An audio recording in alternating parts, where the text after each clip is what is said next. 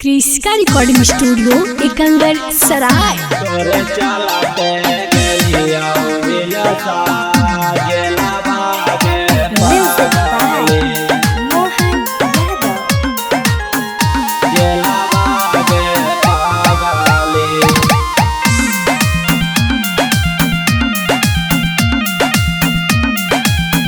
Presented by क्रिस्का films. दिलावा से खेला निकाये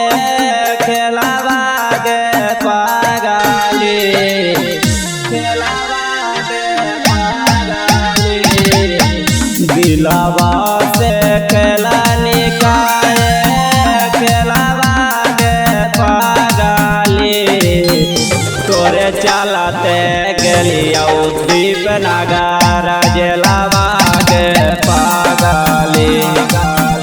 तोरे चलते गेलिया हिलसा जेला बागे पागली तोरे चलते गेलिया हिलसा जेला बागे पागली जेला बागे पागली रोज रोज घूमा नहीं कंगर बाजारी आगे कहानी के नदिया नेटवाला सारी आगे नेटवाला सारी आगे रोज रोज घूमा नहीं हिलसा मारा के टाबागे कहानी के नदिया घुंघरू लागल पायला बागे तोरे हम कराबाओ डरवागे पागली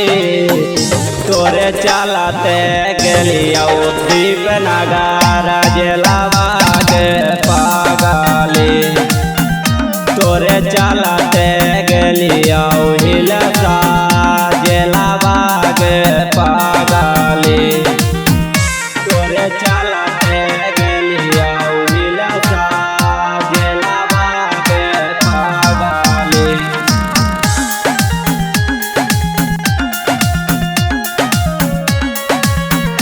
क्रिस्का रिकॉर्डिंग स्टूडियो एकंगर सराय। प्यारा बाला पावर देखाए बाओ तोरा गोली मार के तू याद करमी कैसन तोर प्यार गे कैसन तोर प्यार गे प्यारा बाला पावर देखाए बाओ तोरा गोली मार के तू याद करमी कैसन तोर प्यार गे कुंदन के बढ़ी गेला मन मागे पागली तोरे चलते गेलिया दीप नगर जेला बागे पागली तोरे चलते गेलिया हिलसा जेला बागे पागली क्रिस्का रिकॉर्डिंग स्टूडियो एकंगर सराय।